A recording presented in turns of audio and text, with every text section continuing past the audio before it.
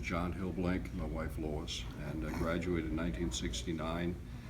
From seminary, we moved directly to Hamel, South Dakota, Westminster OPC, and was ordained in October of 1969. A few years later, we accepted a call to Sheboygan, to a church plant in Sheboygan, Wisconsin, where I had a total income of $200 per month with permission to work on the outside. And we were there for approximately 6 years, and the church grew. We then took a call to Amarillo, another church plant, and continued on there, organized the church, and took a call to Portland, Maine. And in Portland, Maine, we were there 21 years. And while in Portland, we also did some church planting work in Brunswick, Maine, and Bridgeton, Maine.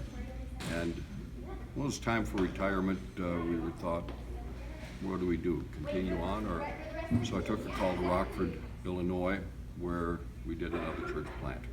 And we just recently retired. Lois taught at Philadelphia Montgomery Christian Academy at the old,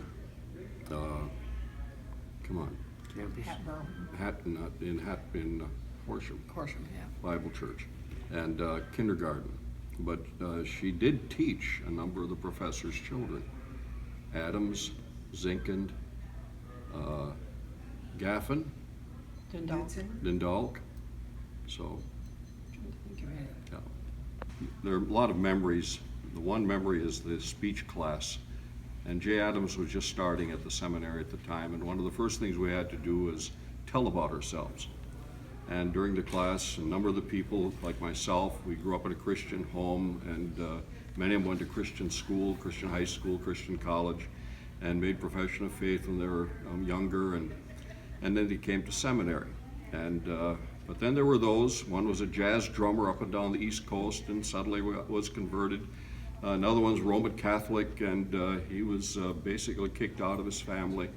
And there are a number of others, these sudden conversions. After the class, a number of us carbon copy guys were walking out, and all of a sudden, it was Harry Widenar that turned around and looked at us and said, "Anybody want to trade a background?" And anyway, it was funny. A couple weeks later, it was Ken Nordstrom, another one of our classmates, that came up to me just outside the library and said, "I'd like to know, are you ever glad that you don't have to learn all of this for the first time?" I said, "Yes."